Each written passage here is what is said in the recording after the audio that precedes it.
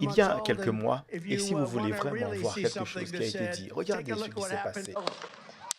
Aujourd'hui, je te parlerai du président Trump, de cet attentat sur sa personne et les propos ultra bullish de Larry Finn, PDG de BlackRock. Mais avant de rentrer en détail et en profondeur, abonne-toi à la chaîne, active les notifications. Les amis, bienvenue.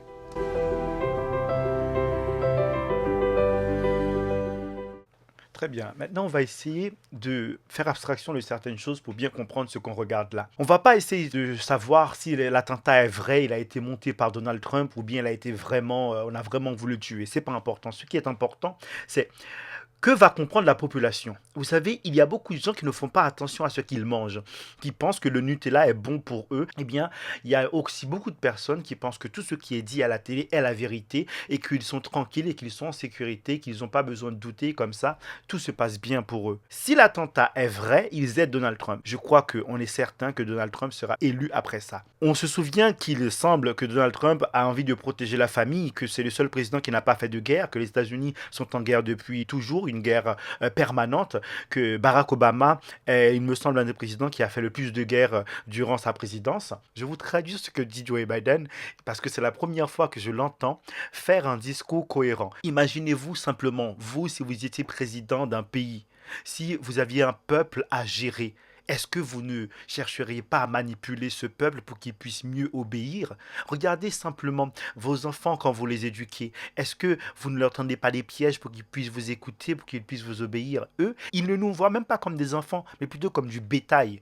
Voilà. Je vous laisse imaginer. Après tout, je ne leur jette pas la pierre parce que certaines personnes refusent de penser par elles-mêmes. Certaines personnes refusent de prendre la responsabilité de leur libre arbitre et par extrapolation des conséquences de leurs actions. Donc c'est un peu normal qu'ils nous voient de cette manière-là. Bon, je vous traduis le discours de Biden et ensuite on approfondit. Il n'y a pas de place en Amérique pour ce genre de violence, ou pour toute violence d'ailleurs. Une tentative d'assassinat est contraire à tout ce que nous représentons en tant que nation, absolument tout. Ce n'est pas ce que nous sommes en tant que nation, ce n'est pas l'Amérique, et nous ne pouvons pas permettre que cela se produise. Voilà, c'est le discours de Joe Biden, c'est sa définition de l'Amérique. À l'écouter, l'Amérique est un pays rose, l'Amérique est un pays où les humains sont sages, ils sont tous Bouddha, ils sont tous Jésus ou Mohamed et tout se passe bien. On a retrouvé trace du fameux tueur, un jeune, relativement jeune, oui, assez de 20 ans. Il a fait une apparition dans une sorte de publicité propagande pour BlackRock. Et on va le voir, bon, ça fait un lien quand même, c'est assez surprenant. Mais de toute façon, je veux dire, qui ne travaille pas pour BlackRock? 10 000 milliards en gestion, c'est le pays le plus puissant au monde. Bref, donc là, j'enseigne l'économie AP à Pittsburgh, en Pennsylvanie. J'espère qu'un jour, quand je prendrai ma retraite, on dira, vous savez, ce type a fait de cet endroit un lieu spécial pour venir à l'école et a donné tout ce qu'il pouvait pour aider la communauté. On a un lien avec BlackRock quand même de toute manière, encore une fois, comme je l'ai dit au début de vidéo, c'est très difficile de ne pas avoir de lien avec BlackRock. C'est la Russie, il me semble, où Poutine a fait en sorte que ce soit BlackRock, Rockefeller ou tous les puissants ne puissent pas avoir de grosses parts dans des sociétés dans leur pays. Encore une fois, heureusement qu'il y a les BRICS. Heureusement qu'il y a la Chine, qu'il y a la Russie et tous les autres pays, parce que sinon, on risquerait d'avoir une seule pensée. Et la seule pensée, ce serait LGBTQ. Et puis voilà. Donc, c'est toujours un peu gênant d'avoir une seule pensée. Maintenant, on se retrouve avec Larry Fint, on va traduire son discours et après on fait un point dessus. Allez, c'est parti. Comme vous le savez, j'étais un peu sceptique. Oui, j'étais, vous savez, un sceptique très fier et j'ai étudié le sujet. J'en ai appris davantage et j'en suis venu à dire, d'accord, vous savez, mon opinion il y a 5 ans était erronée. Voici mon opinion aujourd'hui. Voilà ce en quoi je crois aujourd'hui. Je crois que l'opportunité aujourd'hui, je crois que le BTC est légitime. Je ne dis pas qu'il n'y a pas de mauvais usage comme tout le reste, mais c'est un instrument financier légitime qui permet d'obtenir des rendements peut-être non corrélés. Je crois que c'est un instrument dans lequel vous investissez lorsque vous êtes plus inquiet. C'est un instrument lorsque vous croyez que les pays dévaluent leur monnaie, dévaluent leur monnaie par les déficits excessifs.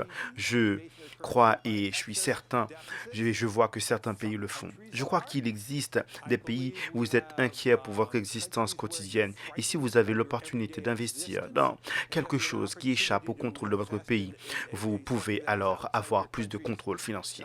Donc voilà.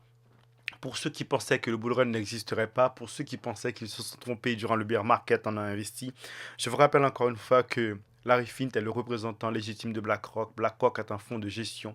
BlackRock State Street commande le monde à travers leur puissance financière. Souvenez-vous encore une fois que si vous avez de l'argent, vous avez un pouvoir de décision qui est incommensurable. Donc, il nous le dit clairement. Le BTC là s'est réveillé et les choses commencent à monter. On va maintenant parler des ETF Ethereum qui pourraient être lancés la semaine prochaine. Encore une fois, ce que vous avez à faire, c'est protéger vos actifs que vous avez achetés durant le bear market, faire le dos rond, préparer votre stratégie, préparer votre pensée, ne paniquez pas. L'opportunité est aujourd'hui plus que jamais. Donc voilà, ici on nous dit que la SEC a demandé que le formulaire S1, le dernier formulaire, soit retourné et avec les frais pour l'enregistrement aussi, et qu'il est probable que le 23 juillet, que ce soit lancé s'il n'y a pas de problème. Donc on voit les ETF Ethereum sont, voilà, c'est quasiment réglés, et puis Solana est en cours, donc vous avez toutes les variables, vous avez toutes les informations pour vous dire que le bull run qu'on a tant attendu est en train de se préparer. Et je veux dire, vous avez bien vu, Ether était à 900, le BTC était à 15 000, aujourd'hui il est à 64 000 et il se passe absolument rien. Donc quand ce réel, le sommet du bull run sera en place, je pense que vous aurez oublié tout ça. Allez, on continue, maintenant on va aller sur Twitter pour prendre la suite des informations. Ok, sur Twitter, mais avant ça, il y a un point de vue que j'aimerais bien partager avec vous sur l'explosion probable du BTC. Tous les layers du BTC vont partir. Le BTC va devenir aussi puissant que Ethereum dans les layers. Le BTC donnera la possibilité, avec le temps, d'avoir de la DeFi, NF, tokenisation, de tout ce qui s'ensuit. C'est obligé. Le BTC aura un écosystème aussi vaste que Ethereum. C'est tout à fait normal et c'est légitime. Ethereum grandira et à un moment, on fera plus la différence entre BTC, Ethereum, entre layer 1 et layer 2, il y aura juste un réseau interconnecté qui sera une nouvelle forme d'Internet. Donc, ce que je suis en train de vous dire par là, c'est que nous, nous ne pouvons pas nous en prendre à la rue. Tout ce que nous pouvons faire, c'est comprendre ce qui se passe et acheter ce qui a des chances de survivre aujourd'hui. Acheter des actifs qui vont pumper à un moment et les dumper quand il faudra pour pouvoir se protéger en stablecoin. On nous dit ici que peut-être que la Corée du Sud permettra de rester jusqu'à 2028 sans payer des taxes faramineuses. C'est déjà assez intéressant. On nous dit ici qu'il y a une relance du BTC, mais on le voit bien que le BTC est passé de 55 000, il est à 63 000 maintenant. Ok, et une adresse qui était inactive depuis 12 ans qui se réveille à déplacer 1000 BTC. Est-ce que vous pensez qu'un particulier serait capable de rester 12 ans inactif et aujourd'hui il déplace 1000 BTC? Je ne pense pas. Non, c'est certainement quelqu'un de très organisé, de très intelligent. C'est quelqu'un qui a compris quelque chose. C'est un fonds de gestion. C'est quelque chose de gros. Donc nous, c'est pas trop tard. Depuis le début de cette chaîne, c'est ce que je vous dis et c'est ce que je pense. Je pense que l'opportunité est là et est devant nos yeux. Il ne faut pas se mettre à paniquer. Il ne faut pas flipper. Il ne faut pas croire que ces types sont là pour nous. Souvenez-vous encore une fois que les hommes politiques sont là pour légitimer ce que lui pense. C'est tout. Les hommes politiques sont là pour légitimer ce que monsieur pense, ce que les grandes sociétés pensent. Et souvenez-vous encore une fois que si vous étiez puissant, vous aviez des grosses sociétés, vous chercheriez à faire la même chose. Donc pour moi, c'est réglé. Et c'est pour ça que j'ai cherché à investir sur les Rajbar, j'ai cherché à investir sur Casper, j'ai cherché à investir sur XRP, j'ai cherché à me positionner sur Astar et bien d'autres parce que je pense qu'ils vont profiter et surtout sur CKB. Ok, donc je sais, je m'étale, mais tranquille, de toute façon, la chaîne est là fait pour partager des points de vue. On a quitté le bear market profond et on est en train de se positionner, sur stabiliser pour aller sur le vrai bull run, le cœur du bull run, là où il faudra dumper. Encore une fois, on ne pourra pas en profiter si la géopolitique ne se stabilise pas. Je n'ai pas envie qu'il y ait une guerre nucléaire, je n'ai pas envie que tout le monde se mette dans la rue à paniquer, mais souvenez-vous que ce sont les occasions et durant le Covid, les gens se sont enrichis, mais d'une manière incroyable. Donc, ne paniquez pas, restez froid. Il cherche à se jouer de nos émotions, mais souvenez-vous, quelqu'un qui investit, un investisseur, un businessman, c'est quelqu'un qui sait gérer ses émotions. Donc l'Allemagne a dumpé quand il était à 55 000 et là on est à 63. Ça fait un peu mal. Les Chinois, on sait très bien ce qui se passe.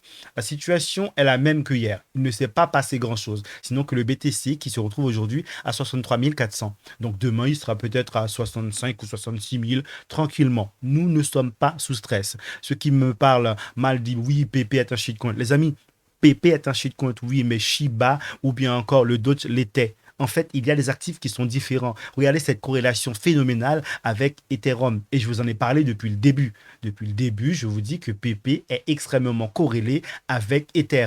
Et Ethereum n'a plus rien à prouver. Donc, Mon point de vue était là, je voulais vous en parler. Dès que je trouve une information pertinente, je vous en parlerai. Et si ma raison et mon cœur éprouvent l'envie de partager des points de vue avec vous, je le ferai. Les amis, je vous remercie pour le temps passé et rapidement, je vous retrouve. À très bientôt.